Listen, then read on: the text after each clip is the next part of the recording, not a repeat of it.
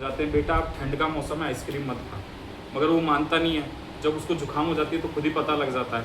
तो भगवान ने उसको बताया कि अर्जुन ये नहीं करना है, मगर मैं आपको बताऊंगा इससे ये होता है, इससे ये होता है। तो सारा ज्ञान इस गीता के अंदर बताया गया है पूरा का पूरा, है ना। तो अब इसके अंदर आता है कि भगवान ने सर्वोत्तम सबसे बेसिक चीज़ क्या बताई और हमको सबसे पहले स्टार्टिंग स्टेज में क्या सीखनी है। तो आज उससे चर्चा करते हैं, है ना।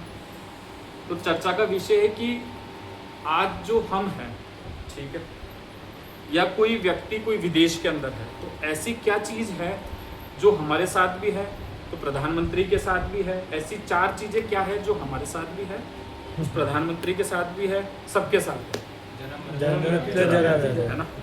कि उसका भी जन्म होगा, उसकी भी मृत्यु होगी, हमारा भी जन्म है, हमारी भी, और जरा और व्याधि। यदि हमारे को शरीर मिला है तो इसमें व्याधियाँ जन्म मृत्यु लगाए रहेगा। जिसका जन्म है उसकी मृत्यु भी निश्चित है ना। तो ये जन्म मृत्यु जरा व्याधि 4 विकार है। तो प्रश्न बनता है ये 4 विकार आते कहाँ पे, ये 4 विकार किस कारण से उत्पन्न होते हैं, ये 4 विकार का रीजन क्या है, ये 4 विकार आते क्यों हैं हमारे पास। में जन्म होने के बाद ये 4 विकार नहीं, बेसिक क्वेश्चन है, मतलब जनरल क्वेश्चन, ये आते ही क्यों हैं। हाँ, हमारी आकांक्षा के कारण आते हैं, मगर बेसिक ये है कि हमने ये शरीर प्राप्त किया इसलिए विकार आते हैं, ठीक है। ये शरीर नहीं होगा तो ये विकार भी नहीं है, ना जन्म होगा ना मृत्यु होगी। भाई जन्म हुआ है उसकी मृत्यु निश्चित है, और ना उसके अंदर जरा आएगी, मतलब ना बुढ़ापा आएगा, और ना ही उसको दुख होगा, मतलब कोई भी बीमारियाँ लगेगी, है ना। तो बेसिक रीज़न क्या है, ये शरीर जिसको हम स्वयं मान बैठे हैं, है ना। आज जनरल बात करें तो हम यही मानते हैं कि ये मैं हूँ। हम पूरे दिन में एक बार भी नहीं सोचते कि ये मैं नहीं, ठीक है। यदि आज मैं ये देह छोड़ देता हूँ, ठीक है, आज मेरी मृत्यु हो जाती है और ये देह मैं छोड़ देता हूँ, तो उसके अंदर क्या क्या परिवर्तन देखे जाते हैं। क्या मेरे नाखून बढ़ेंगे, क्या मेरे बाल बढ़ेंगे, क्यों, प्रश्न नहीं आता क्यों नहीं बढ़ेंगे। मन चित्त है, वो आत्मा की वजह से ही शरीर चेतन है। बिल्कुल सही बताया प्रभु जी ना, कि ये तो केवल एक जड़ शरीर है ना, और इसके अंदर जितनी भी चेतन चीज़ है वो क्या है, आत्मा है। यदि आत्मा इस शरीर को छोड़ के चली जाएगी तो ये क्या होगा, एक निढाल पड़ा रहेगा। इसको चाहे मैं चक्कू से काटूं या आग में जलाऊं, ये कुछ भी नहीं चीखेगा। परंतु मैं एक माचिस लाके आज उंगली पे लगा लेता हूँ तो मेरे को बहुत दर्द होता है, क्योंकि इसमें चेतना किसकी है, आत्मा। आत्मा जैसे ही शरीर को त्यागेगी तो ये क्या हो जाएगा, कुछ नहीं, एक मिट्टी का ढेर है, ठीक है। तो जड़ शरीर के अंदर क्या होता है, कोई भी दर्द नहीं होता, कुछ भी नहीं महसूस होता, क्योंकि इसमें आत्मा ही नहीं है। तो हमको मेनली ये चीज़ समझनी चाहिए हमारी लाइफ के अंदर कि पहली बात तो ये जो मैं दिख रहा हूँ ये मैं नहीं हूँ, ये मैं जो दिख रहा हूँ ये मैं नहीं हूँ, ये केवल मुझे दिया गया है, और मैं कौन हूँ, आत्मा, और इसको ये शरीर दिया गया है चलने के लिए, कार्य करने के लिए, ठीक है। तो जब जब हम भक्ति के अंदर आगे बढ़ेंगे तो भक्ति किस पे कार्य करती है, कि भक्ति हमारी इस पहलू पे कार्य करती है कि हम शरीर नहीं, हम आत्मा। सबसे पहला चीज़ हमको ये समझनी पड़ेगी कि हम शरीर नहीं हैं, हम शरीर नहीं हैं। जैसे जैसे भक्ति के हम स्टेजों को पार करेंगे तो हम इस शरीर से जितना हमारा अटैचमेंट है ना वो ख़त्म हो जाएगा। फिर ना तो हमको दर्द महसूस होगा ना कुछ होगा, वो बहुत ही हायर स्टेज है। प्रेमा भक्ति, भाव भक्ति, इसके भी अलग अलग स्टेज होते हैं। जब भक्ति के अंदर बहुत उन्नत हो जाते हैं जो भक्त, तो उनको ना तो भय होता है, ना उनको क्रोध आता है, ना कोई दर्द होता है, उनको कुछ भी मतलब नहीं रहता, ठीक है। तो ये सबसे उन्नत है। तो सबसे पहले आपको ये सीखना पड़ेगा कि भाई मैं शरीर नहीं हूँ, मैं आत्मा। और ये कैसे पता लगेगा, एक दिन में पता नहीं लगेगा। हमको नित्य भक्ति का जो साधन भक्ति है उसको रोज करना पड़ेगा।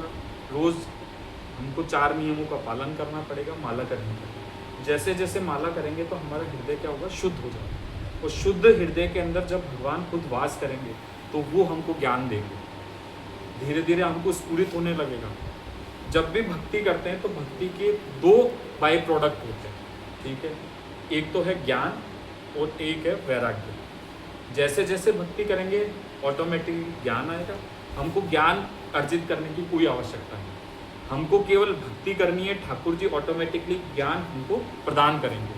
उसके अलावा ज्ञान आने पर हमको वैराग्य होने लगेगा कि ये जगत हमारे लिए नहीं बना।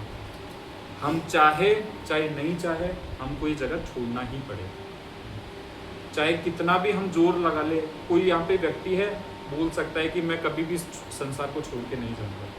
जितने भी यहाँ पे बैठे हुए हैं सबको ये संसार छोड़ना ही है। हो सकता है कि हम कल का सूरज भी नहीं देखें, ये हम नहीं कह सकते कि कल का मैं सूरज देखूंगा। आज रात को या इसी क्षण हमारी मृत्यु हो सकती है। ये हमको हमेशा ध्यान रखना है कि हम ये शरीर नहीं आत्मा है और हमको ये शरीर छोड़ना ही है, चाहे कितना भी जोर लगा ले। जिस दिन आ गई उस दिन हमको ये छोड़ना है, ठीक है। चाहे धनवान व्यक्ति हो, चाहे टाटा अंबानी कोई भी हो, उसको भी वो शरीर छोड़ना ही पड़ेगा। तो भगवान ये कहते हैं अर्जुन को कि जितने भी आपके बंधु बांधव है, जब रथ को बीच में खड़ा किया गया तो अपने गुरुजनों को देखा, अपने भाइयों को देखा, जिनके साथ अर्जुन को ध्यान आया कि मैं तो मेरा पूरा बचपन इनके साथ खेल कूद में गया है, इनके साथ मैंने हथियार चलाना सीखा है, मैं कैसे इनको मार सकूं। आज आपका कोई घनिष्ठ मित्र है प्रभु जी का, आपको बोले कि भाई आपको मारना है, तो आप क्या मार दोगे क्या उसको? नहीं, मोह है। तो वैसे अर्जुन को मोहग्रस्त था। उसको क्या लग रहा था कि मैं अपने जो दादाजी हैं, मेरे बड़े पापा, इनको कैसे मार दूं मैं? भाई मारना ही तो होगा, युद्ध करने का मतलब क्या है, इनको मारना, कैसे मार दूं? तो भगवान यही कहते हैं कि अर्जुन आप नहीं मारोगे तो मैं मारूंगा। और मैं किस रूप में मारूंगा? काल रूप में। मैं किस रूप में आऊंगा? इनका काल बन के आऊंगा, ठीक है। इनका मरना तो निश्चित है, आप नहीं मारोगे तो मैं मारूंगा। और किस रूप में मारूंगा? काल रूप में। यदि आप मेरी बात मान के आप युद्ध करते हो तो आपको क्या मिलेगा? आपको साम्राज्य मिलेगा, आपकी यश की प्राप्ति होगी, क्योंकि क्षत्रिय का धर्म ये है, क्षत्रिय धर्म बताते हैं उनको। यदि आप नहीं मारोगे तो मैं मारूंगा। उससे आपकी क्या होगी? अवनति होगी, आपकी निंदा होगी कि क्षत्रिय होके आपने पीठ दिखा दी। तो भगवान उनको धर्म का ज्ञान बताते हैं कि आपको युद्ध करना है। और अर्जुन को क्या बोलते हैं? आप कैसे कह सकते हो? आप दुखी क्यों हो रहे हो? आपको क्या 100% पता है भारत पाकिस्तान के मैच में कि भारत ही जीतेगा? हो सकता है पाकिस्तान जीत जाए, हो सकता है कि उधर वाली टीम जीत जाए, कौरव जीत जाए, तो आप दुखी क्यों हो रहे हो भाई? हो सकता है ना भारत पाकिस्तान का मैच है, पाकिस्तान जीत जाए, अपन भारत की टीम के, जरूरी थोड़ी है कि भारत ही जीते। प्लेयर तो उनमें भी है। तो आप पहले ही कैसे दुख मना सकते हो कि आप ही उनको मारोगे? हो सकता है वो आपको मार दे।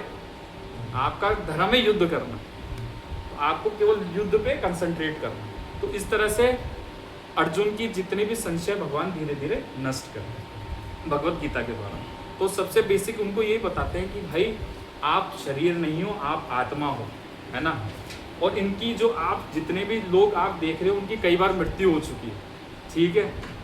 केवल आप देख नहीं पा रहे हो, मैं इनको सबको जानता हूँ कि इनकी कई बार मृत्यु हो गई है। अब ये इन शरीर में है और आपका धर्म है इनको युद्ध करना। अब निर्णय जो भी हो वो हो सकता है, ठीक है। आपका धर्म है इनके साथ युद्ध करो बस, और मत सोचो, ठीक है। तो इस तरह से वो विशेषता बताते हैं, क्योंकि ये शरीर है ही नहीं, वो तो आत्मा है। ये शरीर त्याग के दूसरे शरीर में चल जाएगी, ठीक है। आप केवल उपाधि किससे मान रहे हो? शरीर से मान रहे हो। इस तरह से अर्जुन को वो ज्ञान देते हैं।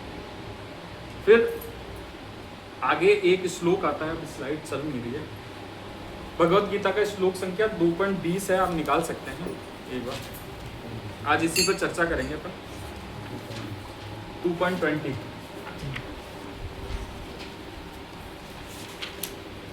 मैं एक बार इसका उच्चारण करता हूँ। 77 प्लीज।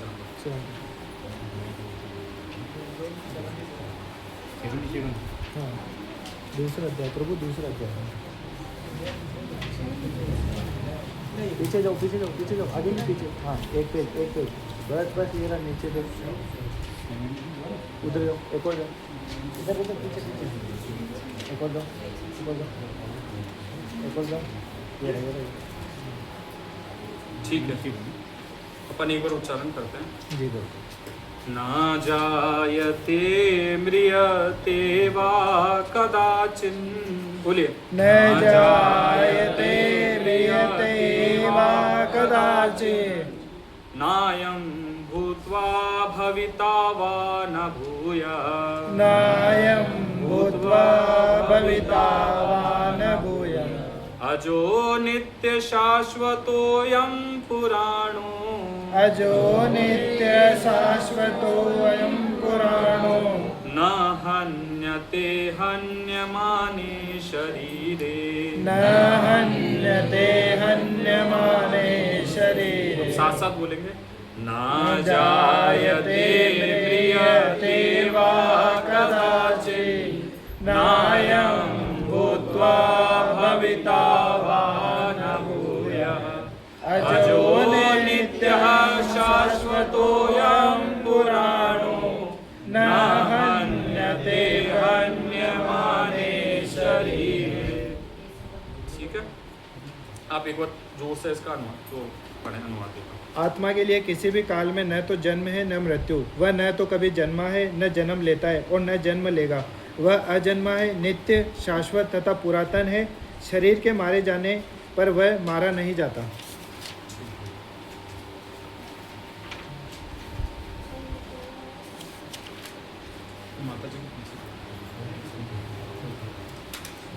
तो भगवान इस श्लोक में क्या कह रहे हैं, है ना? इस श्लोक में भगवान कह रहे हैं 2.20। ठीक है, एक बार ध्यान से सुनिए।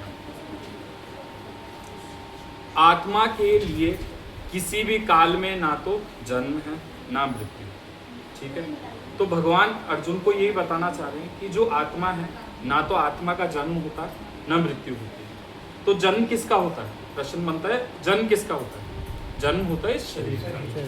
ठीक है, आत्मा जो चेतन वस्तु है इस शरीर के अंदर आती है जब इसका जन्म होता है। और जन्म किस कारण से होता है? कर्मों के आधार पर ही जन्म होता है। जैसा कि हमको सबको पता है कि इस भौतिक जगत के अंदर 84 लाख योनियाँ, 84 lakhs योनियाँ, और अपने कर्मों के आधार पर योनियाँ प्राप्त होती। आपको ये जानना होगा कि मनुष्य की योनियाँ भी 4 लाख प्रकार की होती हैं उनके गुणों के आधार पर।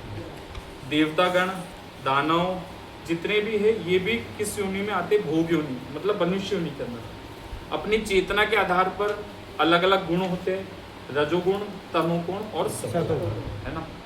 तो हमको ये पता होना चाहिए कि जो तमोगुणी व्यक्ति है वो कैसे पहचान में आएगा। तमोगुण का क्या लक्षण है? कोई जानता है तमोगुण का क्या लक्षण है? आलस भरा। मैं आज रात को सोया हूँ 4 बजे सुबह और उठ रहा हूँ दिन में 12 बजे। ठीक है, तो ये किसका लक्षण बताता है? तमोगुणी व्यक्ति का। उठा, चाउमीन बर्गर ऑर्डर किया, उसको खाया, फिर सो गया। ठीक है, उठा, रात को 10 बजे से रात को 4 बजे तक फ़ोन चलाया, उसके बाद में वापस से सो गया, है ना? तो ये किसका लक्षण हो गया है? तमोगुण। अब रजोगुणी व्यक्ति का क्या लक्षण होता है? रजोगुणी व्यक्ति को क्या चाहिए कि 5 आदमी मेरी पूछ करें, प्रसिद्धि, मेरे को सल्यूट मारे, मैं जाऊं तो एक गेटमैन गेट खोलने के लिए बोल। ठीक है, मैं जाऊं बंगले के अंदर तो बंगला ऑटोमेटिकली खुद जाए, गार्ड मेरे को सल्यूट करे और 5 आदमी मेरी बैठ के प्रशंसा करें। मैं साड़ी पहन के जाऊं तो 5 औरतें मेरे को बोले मुड़ मुड़ के, तो वो किस कारण से होता है? रजोगुण के कारण। मुझे क्या चाहिए? प्रसन्नता चाहिए। मुझे क्या चाहिए? फेम चाहिए। मेरी सब क्या तारीफ करें कि भाई आज तो आप बहुत सुंदर लग रहे हो। ठीक है, तो वो किस कारण होता है? रजोगुण के कारण। कि आज मैं कहीं भी जाऊं, मेरे बड़ा मकान होगा तो 10 लोग जानेंगे कि यार ये बड़े घर वाला आदमी। ठीक है, उसको संतुष्टि नहीं रहती। वो किस लिए भागता रहता है? पैसे के पीछे। वो क्या करता है? एक मकान खरीदा, उसमें संतुष्ट नहीं है, फिर भागेगा, फिर दूसरा मकान खरीदता है, उसमें संतुष्ट नहीं है, चलो नहीं बन रहा तो लोन पे करते हैं, लोन ले लेता है, फिर उस लोन को चुकाने के लिए वो गधे की तरह पूरे जीवन भर भागता है, वैसे ही उसका जीवन अंत हो जाता है। ठीक है, तो रजोगुणी व्यक्ति का ये लक्षण है। और जो सतोगुणी व्यक्ति होते हैं उनका क्या लक्षण होता है? वो सुबह उठ जाएंगे 4 बजे और भगवान का नाम लेंगे, किसी फालतू बात के अंदर प्रपंच में पड़ेंगे नहीं, अपने टाइम टू टाइम ऑफिस जाना, अपना काम करना, उसका टाइम फिक्स होता है, मैनेजमेंट होता है, वो होगा सतोगुण का लक्षण। तो भगवान कहते हैं कोई भी व्यक्ति खराब नहीं है, कोई भी व्यक्ति यहाँ पे है खराब नहीं है, क्योंकि हम क्या है, शरीर नहीं, हम आत्मा है। और कोई भी व्यक्ति किस प्रकार से ऐसा काम क्यों करता है, क्योंकि वो गुणों के अंतर्गत है, उसकी कोई गलती नहीं, क्योंकि उसकी जो अंदर के अंदर संस्कार बने हुए हैं, पुराने संस्कार, वो कैसे बने हुए हैं, रजोगुणी, तमोगुणी और सतोगुणी बने हुए हैं। उसको कोई सिखाने की जरूरत नहीं, वो ऑटोमेटिकली उधर की तरफ प्रवाहित होता है। धीरे धीरे वो उधर कितना भी कोशिश कर लो, जैसे आपने देखा होगा यदि नदी का बहाव इधर है, हम कितना भी कर ले पानी को उधर फेंकने के वापस से वो पानी इधर ही आता है। तो उसी तरह उसकी इंद्रियों का प्रभाव किधर होता है, उस गुण की तरफ ही होता है, क्योंकि उसके पुराने संस्कार ही ऐसे। जब हम इस भक्ति से कनेक्ट होते हैं, मिलते हैं, तो वो गुण क्या होते हैं, धीरे धीरे खत्म होना स्टार्ट, और हम क्या करते हैं, धीरे धीरे गुणों के परे जाने लगते हैं। ठीक है, यदि हमने भगवान को एक दीपक भी ऑफर किया तो वो हमको लग तो रहा है कि हम कोई कर्म कर रहे हैं, मगर वो कर्म नहीं है, वो कर्म नहीं है, वो गुणों से परे है। ठीक है, जिसको कहते हैं गुणातीत। यदि हमने भगवान का फूल लिया और उसको सूंघा, तो कोई व्यक्ति तो सोच रहा होगा कि साधारण फूल सूंघ रहा है, मगर वो कर्म है। वो कर्म क्या है, वो गुणातीत कर्म है, जिससे हमको कर्म बंधन नहीं लगेगा। आई बात समझ में? तो ये गुणों का के कारण ही कोई व्यक्ति हमको लगता है कि बुरा है या अच्छा है, उसकी कोई गलती नहीं है, क्योंकि उसका गुण ही ऐसा है। तो हमको सबसे पहले जब भक्ति में किसी व्यक्ति को लाते हैं, तो वो तमोगुणी व्यक्ति किस में आता है, रजोगुण में प्राय, फिर रजोगुण से किस में आता है, सतोगुण में, फिर सतोगुण से आके फिर गुणातीत अवस्था। तो ये एक प्रैक्टिकली हम साधारण भी देखते हैं कि कोई यदि शराब पी रहा है, भक्ति के संपर्क में आएगा तो धीरे धीरे उसकी शराब धीरे धीरे छूट जाएगी, या चाय की प्रवृत्ति छूट जाएगी, क्योंकि भक्ति में इतना पावर है। ऑटोमेटिकली विरक्ति, मैंने बताया था कि ज्ञान और वैराग्य दोनों प्रोडक्ट है, तो जैसे जैसे वो भक्ति के संपर्क में आएगा तो उसमें वैराग्य ऑटोमेटिकली स्टार्ट हो जाएगा।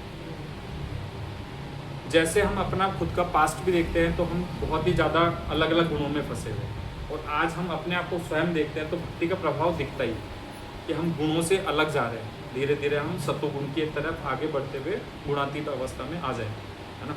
तो भगवान यही कहता है कि आत्मा का ना तो जन्म होता है, ना तो उसकी मृत्यु। वो ना तो कभी जन्मा है, ना जन्म लेता है, ना जन्म लेगा। इसका अर्थ क्या है, आत्मा है कब से? प्रश्न आता है कि आत्मा है कब से? शाश्वत आत्मा। आत्मा शाश्वत है, मतलब जब से ब्रह्मांड नहीं थे, जब से भी आत्मा थी। कि ब्रह्मांड हुआ, फिर ब्रह्मांड निविनिष्ट हो जाएगा तो भी आत्मा रहेगी। और ये आत्मा का होता क्या है, हमारे मन में प्रश्न आना चाहिए कि आत्मा ये जाति का है। तो ये ब्रह्मा जी के अंदर जाके सुषुप्त अवस्था में रेस्ट करती है। फिर वापस से ब्रह्मा जी, भगवान का मन करता है ब्रह्मांड को पैदा करने का, तो ब्रह्मांड ब्रह्मा जी के थ्रू पैदा किए जाते हैं, और उसके अंदर ही आत्माएं अलग अलग हिसाब से उनको शरीर दे दिए जाते हैं। फिर हम शरीर के चक्कर में घूमते रहते हैं। हमको मेनली ये ध्यान रखना पड़ेगा, जो ये मनुष्य योनि है, केवल एक यही योनि है इस 84 लाख चक्र को तोड़ने के लिए। यदि ये शरीर छूट गया तो भैया वापस से 84 लाख भोगने ही पड़ेंगे। इसलिए ये शरीर बहुत इंपॉर्टेंट है, अपन को ध्यान रखना। ये शरीर छूटा बस फिर गेम ओवर, फिर कुछ नहीं हो सकता। इसलिए ये शरीर बहुत हमारे लिए इम्पोर्टेंट है। क्यों इम्पोर्टेंट है? इस शरीर की वैल्यू तो 2 कौड़ी की भी नहीं है। इस शरीर की वैल्यू कुछ कौड़ी की नहीं है। यदि आज मैं मर जाऊं तो घर वाले जल्दी करते हैं कि इसको जला के आ जाओ भाई। यही सत्य है ना। सबने मृत्यु तो देखी है अपने परिवार में। आज रात को कोई मरता है तो सुबह जल्दी करते हैं कि भैया 10-12 बजे तक तो उसको उठा ले जाओ, उसको मसाने ले जाओ और बाढ़ो इसको। तो क्या वैल्यू है शरीर? कुछ वैल्यू नहीं है। मगर इस शरीर से यदि हम भक्ति करेंगे तो ये 84 लाख योनियों से पार हो सकते हैं। इतना इंपॉर्टेंट ये शरीर है। आज हम बंदर को बोले कि भैया राम नाम बोल ले, तो बोल सकता है कि वो? क्योंकि उसके अंदर वो चेतना ही नहीं है। वो केवल भोग योनि है। वो अपने जो कर्म एक बार वो भी मनुष्य था, तो उसने ऐसे कर्म किए इसलिए उसको बंदर की योनि बनी। किसी ने मांस खाया तो उसको शेर की योनि मिली। तो उसको भगवान से कोई मतलब नहीं है। भगवान क्या चीज़ है?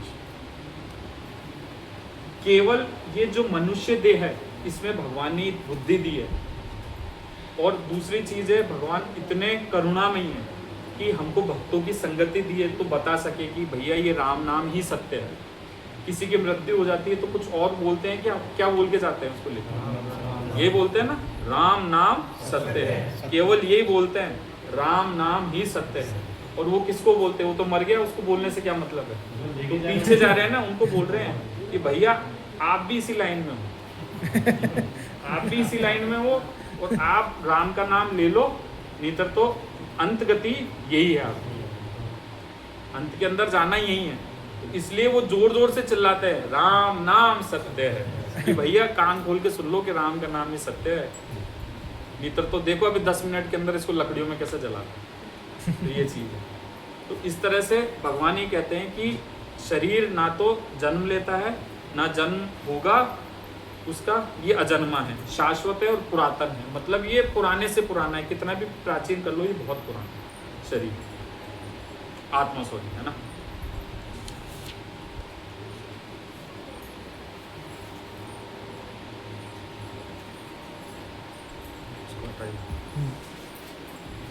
ये फोटो देख रहे होंगे आप, दिख रही है इसमें स्लाइड में, ये कौन है? श्रीदेवी है ना।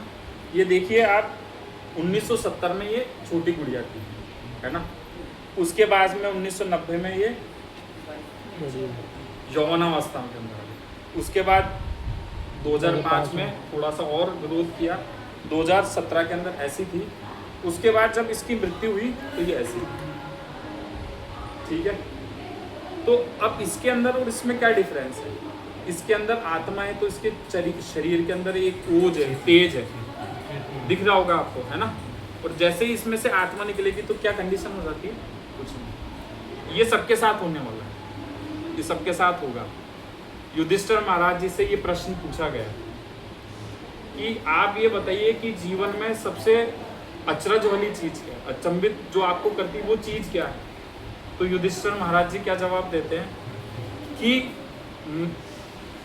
हर कोई व्यक्ति हमेशा देखता है कि उसके परिवार के अंदर कोई ना कोई मर रहा है, ठीक है। हर कोई भी व्यक्ति ऐसा नहीं है जिसने मृत्यु नहीं देखी। उसके घर परिवार में मृत्यु होती है, उसके आस पड़ोस में मृत्यु होती है, मगर वो अपनी जीवन को कैसे जीता है कि मैं कभी नहीं मरूंगा। और हम सब, हमारा भी यही चीज़ है, हम कभी सुबह उठ के सोचते हैं कि आज मेरी मृत्यु हो सकती है, नहीं सोचते। उसी के आधार पर हम कर्म करते हैं। हम क्या करते हैं, सुबह से भागना स्टार्ट करते हैं कि भैया मैं आज पैसा कमा लूँ तो मुझे कल महीने भर का राशन लाना है, ठीक है भैया। अब ये हो सकता है लॉकडाउन लग जाए, इसलिए गाड़ी में तेल भरवा लेता हूँ। उसके अलावा गैस सिलेंडर महंगे हो रहे तो कहीं ना कहीं से जुगाड़ रखता हूँ भैया। ये पता है कि तू सुबह का सूरज नहीं देखा मेरे भाई, तो सिलेंडर की बात कर रहा है।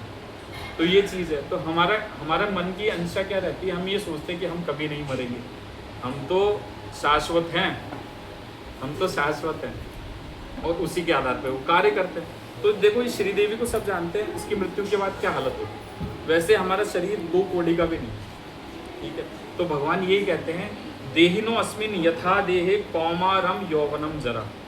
जितने भी यहाँ पे व्यक्ति बैठे हैं तो पहले वो छोटे थे, जितने भी भक्त क्या थे, छोटे थे, फिर अब बड़े हो गए। अब जो जवान भक्त है वो कहाँ चल जाएंगे, जरावस्था में, बुढ़ापे में। और जो बूढ़े हैं वो देहांतर, मतलब देह में अंतर, इस देह को छोड़कर दूसरे देह में चल जाएंगे। इस देह को अगली देह ना मिले, इसके लिए हमको क्या करना है, भगवान का भजन करना है। केवल भगवान का भजन ही ऐसी चीज़ है जिससे हम देह प्राप्त नहीं करेंगे, नहीं तो पक्का श्योर है हमको देह मिलेगी ही मिलेगी। और हो सकता है हमारे कर्म छिपकली के हो तो छिपकली बन जाएंगे, चींटी हो तो किसी के पैर के अंदर आके दब जाएंगे। उसमें भी उतनी आत्मा है जिसमें जितनी हम हैं। आत्मा कितनी बड़ी होती है किसी को पता है? जिसके कारण हम चेतन हो रहे हैं उसका 10,000 मतलब हम बाल तोड़े, उसका आगे का हिस्सा है, उसको 10,000 भागों में बांट दें तो जो एक भाग है उतनी सी हमारी आत्मा है। और उसी आत्मा के कारण आज मैं बोल पा रहा हूँ, आप सुन पा रहे हो। समझ में आ रहा है? इतनी सी जो चीज़ है वो कितनी इफेक्टिव है, ठीक है। तो जो हमारे अंदर जो आत्मा है वो है अणु। क्या है? अणु। और जो भगवान है वो क्या है? विभू। तो जैसे हमने देखा होगा, एक तो सागर होता है, समुद्र, और हम क्या है, समुद्र की एक बूंद, है ना। अब उनमें समानता क्या होती है? समुद्र का पानी पियेंगे तो वो भी खारा लगेगा, और एक बूंद भी पियेंगे तो भी वो खारी है ना। ये तो क्या हो गया, दोनों में समानता। अब असमानता क्या है, समुद्र अथाह बड़ा है, जितनी हमारे नजर जाएगी वहां तक फैला हुआ है, और बूंद कितनी है, इतनी सी। तो यही भगवान और हम में अंतर है। हम भगवान का क्या है, केवल अंश मात्र है। हम भगवान का क्या है, केवल अंश मात्र है। और भगवान की क्या प्रॉपर्टी है, उनको सुख चाहिए, है ना। और हमारी भी क्या प्रॉपर्टी है, हमको सुख चाहिए। और सुख कैसे मिलेगा, केवल भगवान की सेवा से ही मिलेगा। जितनी हमारे में सेवा की प्रवृत्ति होगी ना, सेवा करने से क्या होगा, कभी आपने प्रैक्टिकली सोचा होगा, हमारी लाइफ के अंदर हम कई चीज़ देखते हैं। कोई दुखी आदमी है हमारे पास, देखा हमने, तो प्रैक्टिकली हमने यदि कुछ उसको ऐसी चीज़ चाहिए थी और हमने उसको दे दी, हम सक्षम है और हमने दे दी, तो एक बहुत संतुष्टि मिलती है कि आज मैंने किसी की हेल्प की। या कोई कुत्ता था बहुत ज़्यादा, उसको चोटिल हो गया, उसकी हमने ले जाके इलाज करा दिया, तो हमारा मन बहुत ही संतुष्ट होता है कि आज हमने किसी की हेल्प की। आज मेरे बच्चे को लग जाए तो मैं 10 बार भाग लूँगा हॉस्पिटल, क्योंकि मेरी ममता है। परंतु यदि किसी और जीव के लगे और हम उस पर ममत्व दिखाएं, तो ये हमको दयालुता कहलाती है। ये एक दयालुता है और हमारे मन में बहुत ही संतुष्टि होती है। भाई आज हम, मेरे कोई भी अपने हैं मेरे परिवार में, उनको दिखाना तो मेरा एक कर्तव्य है, वो ना चाहकर भी मेरे को दिखाना पड़ेगा। परंतु यदि कोई अन्य व्यक्ति जिसको मैं जानता भी नहीं हूँ, उसकी यदि हम हेल्प करते तो बहुत ही अंदर से क्या होती है, प्रसन्नता होती है कि नहीं होती, होती है ना। एक अंदर से मन में संतुष्टि क्यों होती है, क्योंकि हम जानते हैं कि सही काम। वैसे ही यदि व्यक्ति कोई गलती लाइन पे जाता है तो उसके अंदर से मन में एक भाव जरूर उत्पन्न होता है, एक बुलबुला फूटता है, मेरे भाई ये गलती चीज़ है। बार बार वो एक बार बोलता है ये कर तो रहा है मगर ये गलती है ना। शराबी को ये पता है कि मैं शराब पी रहा हूँ तो गलती है, वो भाई शराबी को ये पता है कि शराब गलती है। यदि वो नहीं मानता कि शराब गलती है तो वो अपने बच्चे को बैठा के क्यों नहीं पिलाता, वो अपने बच्चे को कभी नहीं पिलाएगा। ध्यान रखना, वो जानता है कि मैं तो इसके चंगुल में फंस चुका हूँ। और फंसा क्यों है, क्योंकि उसकी इंद्रिया संयमित नहीं है, इंद्रिया उस पर हावी हो चुकी है। वो किसका दास बन गया, खुद स्वयं इंद्रियों का दास बन गया। जबकि हमको इंद्रियों को दास बनाना है बुद्धि के द्वारा, कि ये गलती है ये सही है।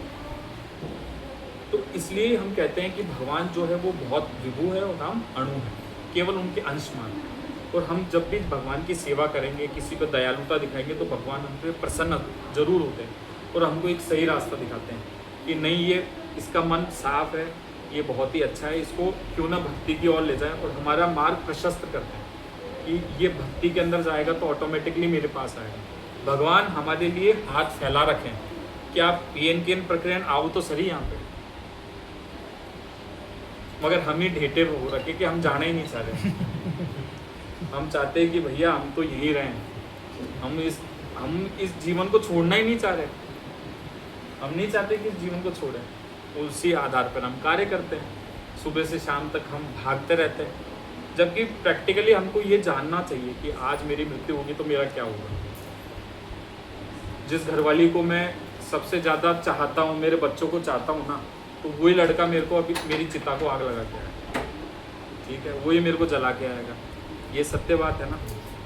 जिसको मैं सबसे ज़्यादा प्रिय मानता हूँ वो भी 12-15 दिन बाद मुझे भूल जाएंगे, 2 महीने 5 महीने 10 महीने उसके बाद भूल जाते हैं। तो हमको अपनी गृहस्थी की भी जिम्मेदारी संभालनी है। उसके अलावा हमको ये समझना है कि मेरा जीवन अनमोल है, और यदि ये छूट गया फिर टाइम होगा। इसके लिए हमको थोड़ा थोड़ा समय निकालना है। एक साथ हम चाहे कि पूरे दिन भर हम भक्ति करें तो पॉसिबल नहीं है, क्योंकि हमारे संस्कार ही ऐसे बने हुए हैं।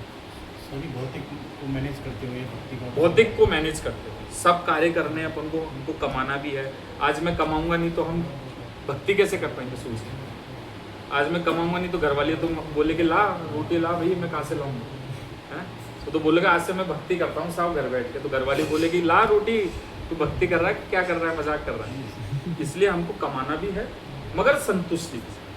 ऐसा नहीं है कि भैया मैं कमा रहा हूँ लाख रुपए और इच्छा है 2 लाख कमाऊँ, वो गलती चीज़ है। जितना हमको चल रहा है, भाई मेरी 10,000 में गाड़ी चल रही है, तो भाई भगवान का नाम लेके भगवान को आग्रह करके कि हाँ भगवान मैं संतुष्ट हूँ। वहाँ से संतुष्टि हो पाती ना, बस वही तो चीज़ हमको सीखनी लालसा है। बढ़ती जाती है उसके लिए। उसकी लालसा क्यों बढ़ती है? क्योंकि हमारी कैसी है, भोग बुद्धि कैसी है, भोग बुद्धि है। अपन क्या चाहते हैं भाई, आज मेरी बात सुनो, आप सब बैठे हैं, एक सामान्य व्यक्ति को जीने के लिए कितना रुपए चाहिए?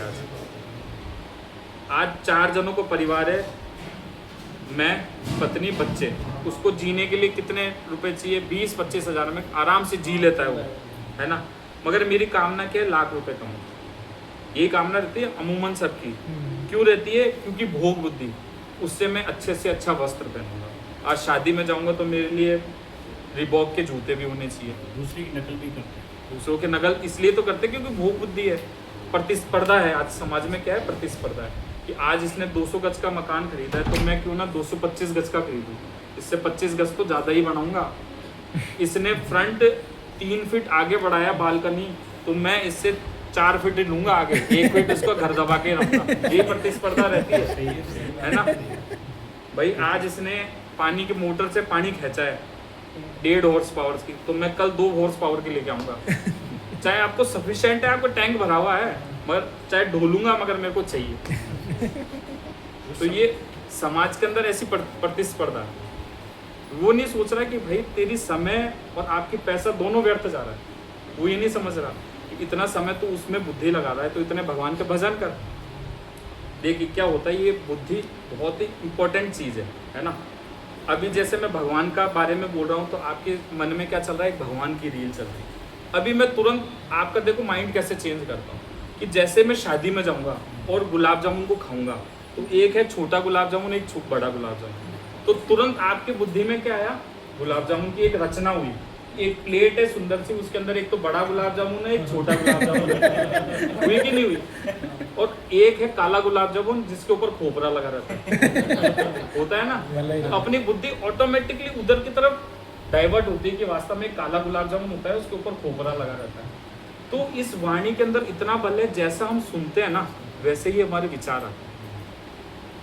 इसलिए तो कहते हैं कि जो भक्त होते हैं ना, उसको कहते हैं कि जो दूसरे व्यक्ति हैं, जो भौतिक व्यक्ति, उससे थोड़ी दूरी में है। सूरदास जी बोलते हैं, तज मन हरि विमुखन को संग, तज मन हरि विमुखन को संग, जिनके संग कुमति उपजत है, जिनके संग कुमति उपजत है, पड़े भजन में भंग, तज मन हरि विमुखन को संग।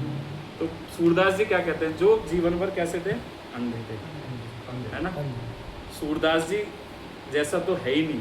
सूरदास जी नित्य बिहारी जी के दर्शन करने जाते हैं, है ना, ये सबने सुनी होगी। तो सूरदास जी जब बिहारी जी के सामने खड़े होते थे तो वो बता देते थे कि आज बिहारी जी ने कौन सी ड्रेस पहनी है, कि आज बिहारी जी ने ऐसा श्रृंगार किया हुआ है। तो वहाँ के जो पंडित थे, जो ब्राह्मण थे, वो बोलते थे कि पागल बनाता, ये अंधा नहीं है। ठीक है। तो एक दिन क्या करते हैं, बिहारी जी की आंखों पे पट्टी बांध देते हैं, और जो मुख्य पंडा होता है वो क्या करता है, आज बिहारी जी को कुछ नहीं पहनाएंगे। क्या करते हैं, आज बिहारी जी को कोई कपड़ा नहीं पहनाते, आज ऐसे ही रखते हैं बिहारी जी को। ठीक है। सूरदास जी आए अपने दर्शन के लिए, उनकी आंखों पे पट्टी बंधी हुई थी। अब वो बाहर ठाकुर जी के सामने खड़े हैं और ठाकुर जी को देख के मुस्कुरा रहे हैं और बहुत जोर जोर से हंस रहे हैं। तो पंडित जी आते हैं, बोले आप इतना मुस्कुरा क्यों ले रहे, बताइए आप आज ठाकुर जी ने कौन से रंग की ड्रेस पहनी है? हैं? नंगा, नंगम नंगा, आज हरि है नंगम नंगा। तो वो बोलते आज तो हरि ने कुछ पहना ही नहीं है। तो ये क्या होते, ज्ञान के चक्षु, ये भौतिक चक्षु कुछ भी नहीं, ये भौतिक चक्षु तो कुछ भी नहीं है। जब हमारा अटैचमेंट ठाकुर जी से हो जाएगा ना, तो हम अपने हृदय की आंखों से देखेंगे भगवान, और वास्तव में ऐसा लगेगा कि भगवान हमारे समक्ष हमको राह दे रहे हैं। आप यदि भक्ति पथ पे आगे बढ़ेंगे ना, सत्य बता रहा हूँ, झूठ कथा नहीं है, ठाकुर जी आपको खुद रास्ता बनाएंगे भक्ति के लिए। केवल आपके मन की इच्छा होनी चाहिए। रियल बता रहा हूँ, ठाकुर जी की भक्ति की इच्छा है ना, तो ठाकुर जी खुद रास्ता बताएंगे, और वो उनकी टेंशन है। आपने भक्ति का मार्ग चुना, अब ठाकुर जी क्या लगता है कि यार ये मेरे पास आना चाहता है, तो इसके लिए मेरे को रास्ता बनाना है, तो वो टेंशन लेते हैं। जो जो चीज़ हमारे लिए अनावश्यक है ना, उसको दूर करेंगे। हमको तो ऐसा लगेगा तो शरीर की ठाकुर जी बहुत खराब कर रहे हैं, ठीक है। आज मेरी नौकरी थी, वो छीन ली।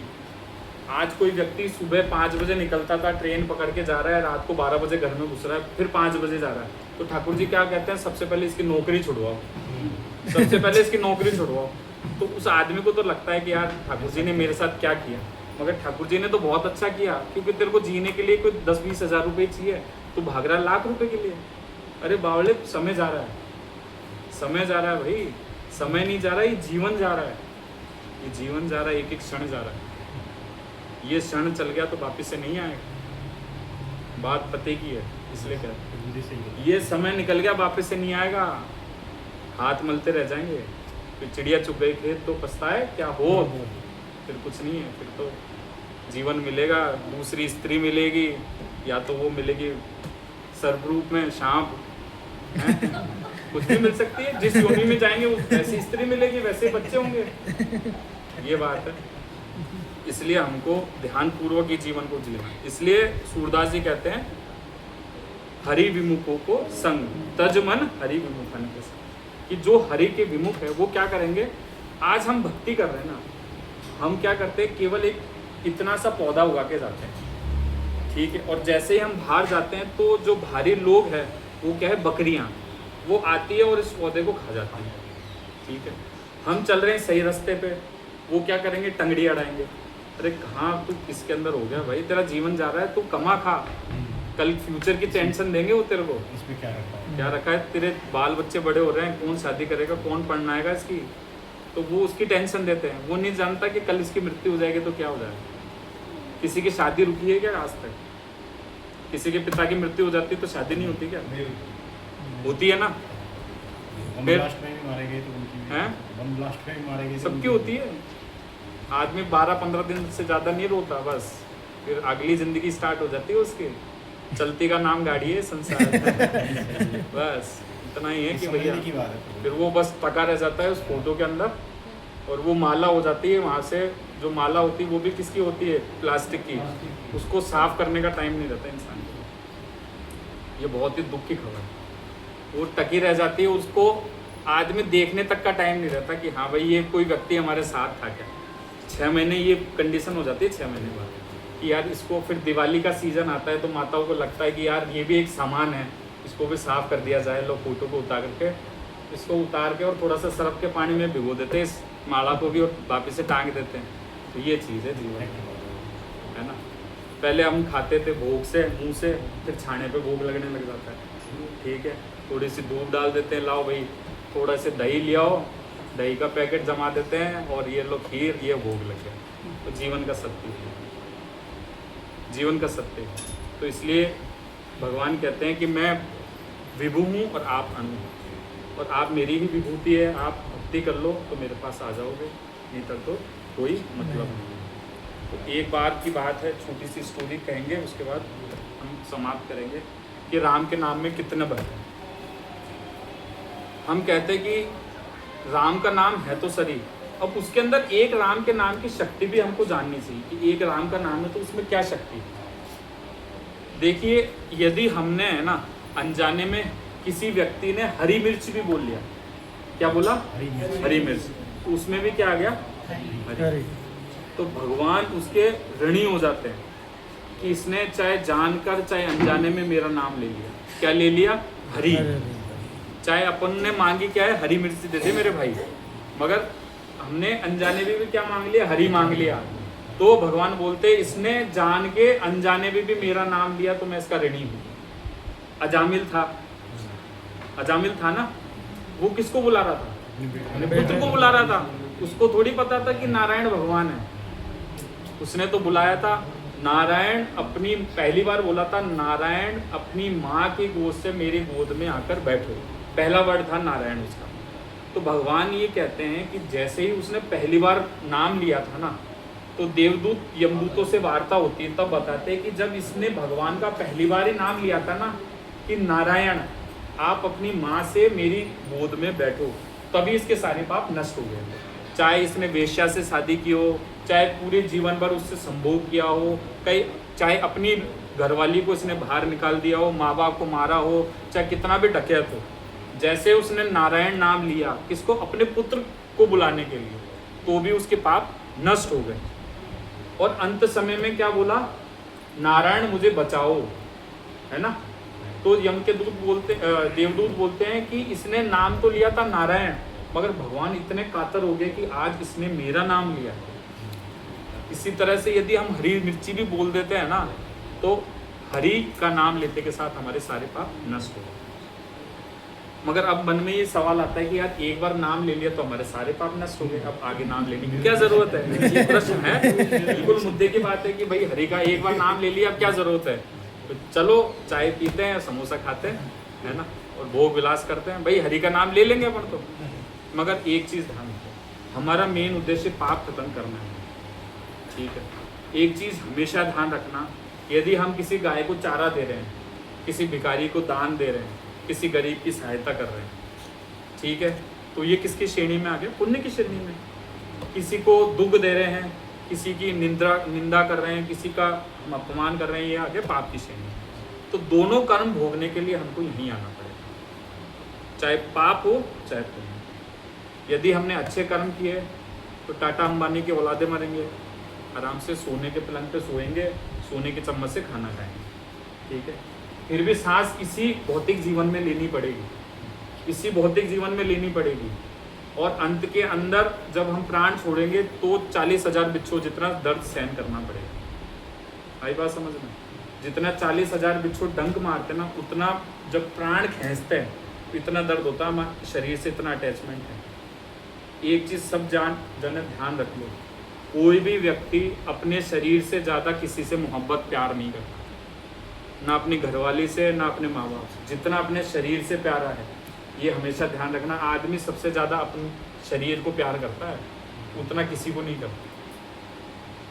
तो जब इस शरीर को ये आत्मा खींचते हैं, यम के दूत जो पापी लोग होते हैं, इतनी प्रताड़ना देते हैं उसको, इतनी प्रताड़ना देते हैं कि जो पापी व्यक्ति होता है ना, उसके लैट्रिन और पेशाब निकल जाते हैं। इस शरीर को बताया गया है 9 द्वारों का रास्ता, 9 द्वारे से आत्मा निकल सकती है। 2 आँख, 2 नाक, 2 कान, 6, 1 मुंह, 1 गुदा मार्ग और 1 टॉयलेट वाला मार्ग, ठीक है। तो जो व्यक्ति अच्छे कर्म करता है तो उसकी प्राणवायु मतलब आत्मा ऊपर के मार्गों से निकलती है, और जो बुरे कर्म करता है उसकी प्राणवायु नीचे के मार्गों से निकलती है। तो जो पुराने व्यक्ति होते हैं, जो पुराने व्यक्ति है, वो देख के बता देते थे कि भैया इसने कर्म बहुत खराब करे, इसकी तो मृत्यु बहुत ही खराब हुई, क्योंकि उसकी जब प्राण छूटते हैं तो उसके लैट्रिन निकल जाती है, पेशाब निकल जाता है, क्योंकि इतना प्रताड़ना दी जाती है। यम के 2 दूत आते हैं, श्रवण और श्रवणी। उनका रूप इतना भयानक होता है, इतना भयानक होता है कि जो व्यक्ति मरणासक स्थिति में होता है, जो बोल नहीं सकता, उसके कंठ कैसे हो जाते हैं, रुंध हो जाते हैं, कफ जमा हो जाता है, कितनी भी कोशिश करे उसे बोला नहीं जाता, उसके आंखों में से आंसू आते। कोई मरे ना, जब आप ध्यान से देखना, उसके आंखों में से आंसू बहते रहेंगे, और वो क्या करेगा, उसकी आंखें स्थिर नहीं होती, इधर से इधर घूमती है। क्यों घूमती है? क्योंकि भगवान उसके पूरे जीवन के जो कर्म है उसको दिखाते हैं कि तेरे को मैंने मनुष्य योनि दी थी मेरे भजन करने के लिए, मगर तूने क्या किया, इससे ही अपने जीवन को नष्ट कर लिया, ये कर्म किए हैं, अब तेरे को ये योनि मिलेगी। तो उसका गला पूरा रुंध जाता है, पूरी कोशिश करता है अपने बच्चों को बुलाने की, मगर वो बुला नहीं पाता। श्रवण श्रवणियाँ उसकी आत्मा को यमपास से खींचती है, बड़े भयंकर तरीके से खींचती है। उसको छोड़ने में कितना दर्द होता है, 40,000 बिच्छू एक साथ डंक मारे इतना दर्द होता है। और जब वो प्राण इस शरीर को छोड़ते हैं तो उसकी लैट्रिन पेशाब निकलता है, इतना दर्द होता है। फिर उसकी यातना स्टार्ट होती है, यातना शरीर दिया जाता है उसको, 16 यमपुरियों से उसकी आत्मा को ले जाया जाता है, हजार सूरजों की गर्मी से उसको जलाया जाता है। यातना शरीर का एक, जैसे हमारा ये शरीर है, इसके अंदर क्या गुण है, इसको ज़्यादा दर्द होगा तो ये आत्मा इस शरीर को छोड़ देगी। यातना शरीर का क्या गुणधर्म है कि हम यदि उंगली काटेंगे, जितना हमको दर्द होता है ना, उससे 1000 गुना ज़्यादा दर्द होगा और उसकी मृत्यु नहीं होती, इतना दर्द होता है यातना शरीर। तो इतनी यातनाएं देते हैं उसको सुधारने के लिए यम के दूत। तो ऐसे हमारी आत्मा इन 16 यमपुरियों से जाके यमलोक जाती है, जहाँ पे हमारा लेखा जोखा होता है। कभी प्रभु जी बोलते हैं कि इनकी आत्मा को शांति प्रदान करें, जो भी आप बोलने से थोड़ी हो जाता है बोलने से हो जाता तो फिर काम ही हो जाता ना। नहीं बोलने से हो जाता तो मैं बोलता कि आज मेरा पेट पिज़्ज़ा बर्गर से भर जाए साहब, खाना बनाने की ज़रूरत ही नहीं है अपन। बोलने से सब काम करो। सही। देखो ये जो जीवन है ना, और भक्ति मार्ग कैसा है, एक तलवार की धार पे चलने जैसे है ना। क्रोधी कामी लालची या से भक्ति ना होए, भक्ति करे कोई सूरमा, जात वर्ण कुल खोए। व्यक्ति को क्या चाहिए, अपनी जाति वर्ण कुल ये सब खोना पड़ता है भक्ति के लिए। हर किसी की बस की बात थोड़ी है। कोई व्यक्ति को आज एक माला करवा के बता दो, बहुत गूंज रहा है। तो एक व्यक्ति को कोई एक राम का नाम तुम दिवा के दिलवा दो। तो ये कथा बोल रहा था मैं एक बार, तो दो भाई थे, लास्ट कथा 5 मिनट में खत्म कर। अरे आराम से है ना? आप टाइम लो प्रभु, आप टाइम लो, आराम से चलने दो। आप 9 बजे तक है टाइम। ऐसे नहीं, मैं थोड़ा सा लाउडली बोलूँगा।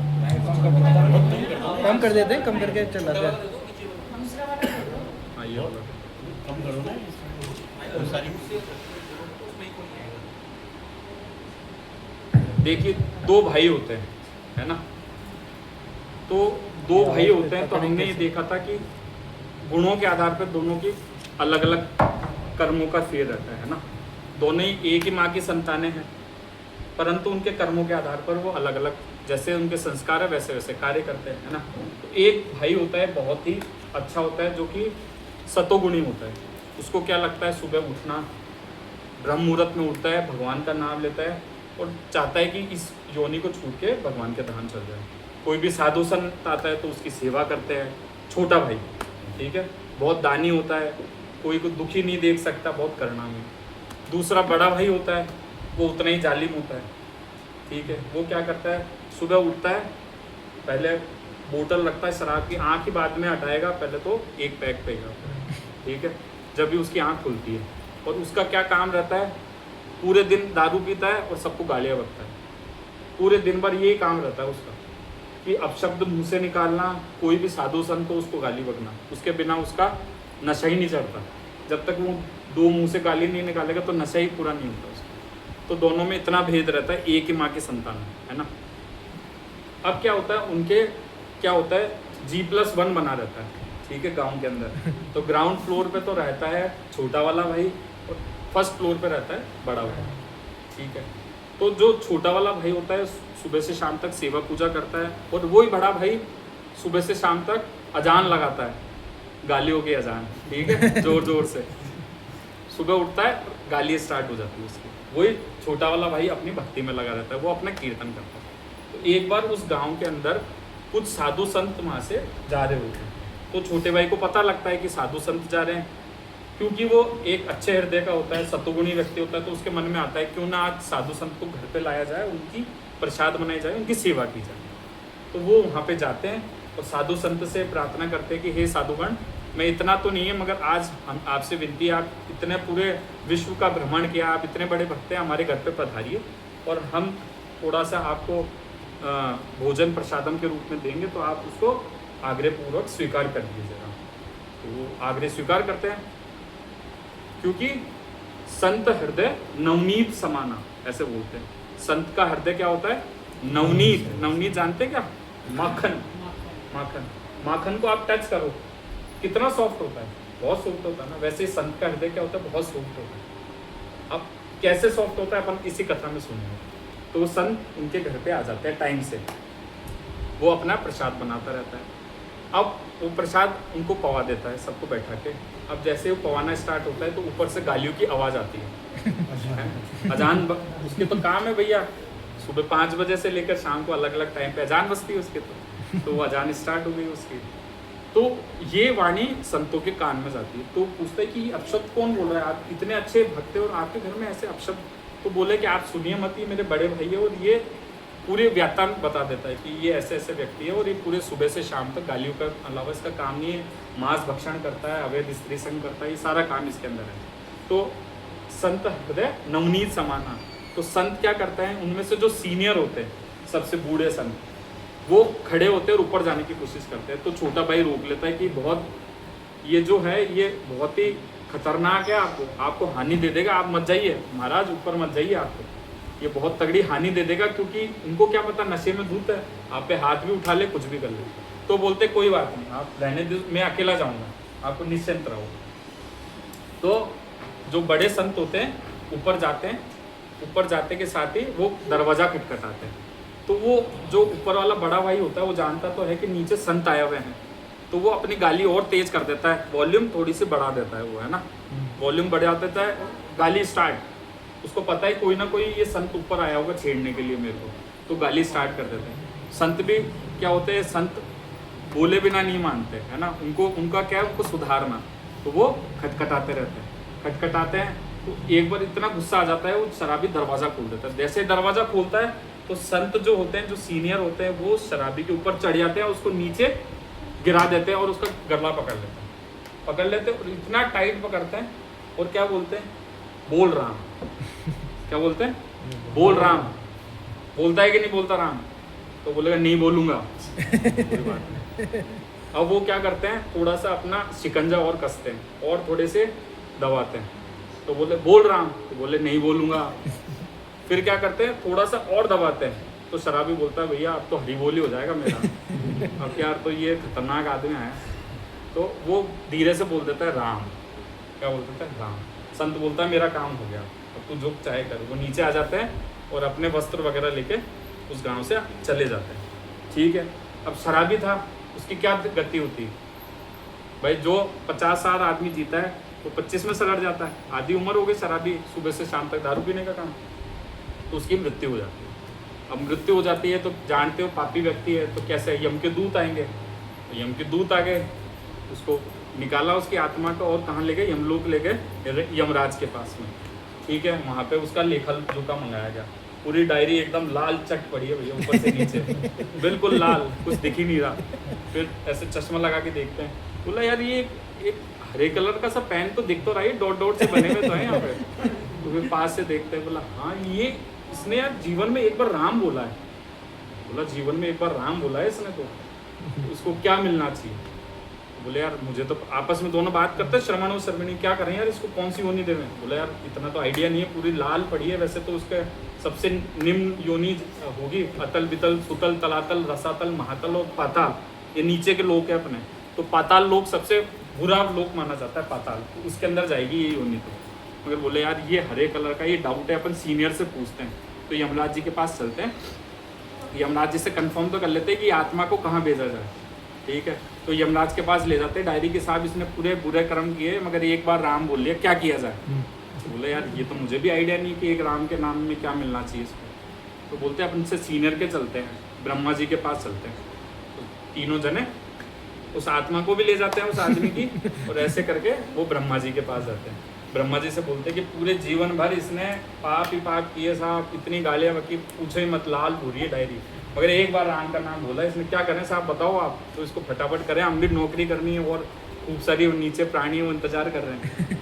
तो ब्रह्मा जी बोलते हैं यार इसका तो मुझे भी आइडिया नहीं है कि राम के नाम में क्या क्या किया जाए। बोला आप एक काम करते, शिव जी सीनियर भक्त है, वो हमेशा राम नाम का स्मरण करते हैं, कैलाश में सतत स्मरण करते हैं भगवान का, वहाँ चलते हैं।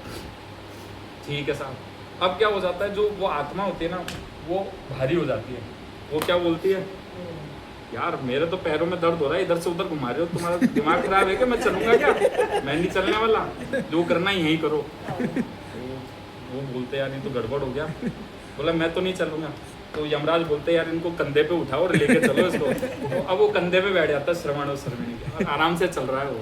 ठीक है, शिव जी के पास। शिव जी देख के घबरा के, किसको ले आया सुबह सुबह यार, सुबह का मौसम है, भगवान का नाम लेना, तो तुम क्या कर रहे हो? साहब 2 मिनट लेते हैं कि ये पूरी इनकी फाइल आई है, पूरी ये ऑब्जेक्शन से भरी हुई है, मगर यहाँ पे एक इसने अच्छा काम किया, तो क्या किया जाए? तो शिव जी बोलते देखिए मैं भी सतत राम नाम लेता हूँ, मगर एक राम के नाम का क्या फल है मुझे भी नहीं पता। अब क्या किया जाए? तो शिव जी बोले यार ये काम करते हैं अपन, फाइनल ये करते हैं कि राम जी के पास ही चलते हैं अपन, साकेत धाम। ठीक है, तो आत्मा सोचती यार वो संत ने कुछ ना कुछ तो अच्छा किया भाई साहब। नहीं तो मैं तो जाता बहुत खतरनाक चीज में, है ना। मगर उसने मेरे को राम कुछ बुलाया, ऐसा कुछ वर्ड बुलाया, मेरे को भी नहीं पता क्या बोला, मगर आज तो कुछ जोरदार चीज होगी मेरे साथ। तो वो सब जने अब उसको और भारी हो गया, बोला मैं तो अब सोते हुए जाऊंगा। तो आराम से उसके लिए बेड ले जा रहे, जैसे होते ना पालकी, अब पालकी में जा रहे राम जी के पास में, ठीक है। अब साकेत धाम पहुंच गए साहब। राम जी आराम से अपने सबकी, राम जी एक आदर्श है, अपनी प्रजा के लिए हमेशा उपलब्ध रहते हैं। तो राम जी के पास पहुँचे तो सबका उन्होंने आदर किया राम जी ने, कि इतने बड़े वैष्णव आज आप आए हैं, यमराज जी जो कि इतने बड़े पद पे हैं, तो आप कैसे पधारे? तो आज तक तो आप आए नहीं। बोला कि साहब इसने पूरे जीवन भर इतने इतने बुरे काम किए, है ना, और एक बार आपका नाम लिया तो उसको क्या फल मिलना चाहिए। तो राम जी अपने सिंहासन पर आराम से बैठे थे, तो राम जी ने उनको बुलाया उस आदमी को, बोला इधर आओ। उसको बुलाया और बोला आप यहाँ बैठो। तो अपने कहाँ पे गोदी में बिठाया उसको, कि देख भाई आज आपने राम का नाम लिया ना, इसलिए आप राम की गोदी में बैठे। तो एक राम के नाम में इतना प्रताप है, इसलिए बोलते हैं सियावर रामचंद्र भगवान की जय। अरे तो ये है एक राम के नाम की शक्ति। जिसने एक बार हरी मिर्च भी बोल लिया ना, तो 110% वो नीचे के लोगों में नहीं जाए। अरे वाह। परंतु अब क्वेश्चन आता है कि हरी मिर्च या हरी तो सब जने बोल लेते हैं, मगर इस जो ये प्लेनेट है, मतलब जो अपना ये भूलोक है, पृथ्वी है, इस पे ऐसे भी कई देश है, दूसरे कंट्री है जहाँ पे विदेशी भाषाएं चलती है, ठीक है। तो वहाँ पे जैसे कोई मुस्लिम कंट्री होती है, वो एक वर्ड बोलते हैं हराम, हराम बोलते ना। तो ऐसा बोला जाता है कि यदि वो हराम भी बोलते तो उसके नाम में भी राम, तो उसकी भी गति अच्छी होती है, उसको वापस से मनुष्य शरीर मिलेगा, भारत भूमि मिलेगी जिसके अंदर उसको साधु का संग मिलेगा, और इस तरह से उसकी गति सुधरेगी। तो भगवान के नाम में कितनी शक्ति। हरि बोल, हरि बोल। हरे कृष्णा कृष्णा कृष्णा कृष्णा हरे हरे, हरे राम राम राम हरे हरे। देखिए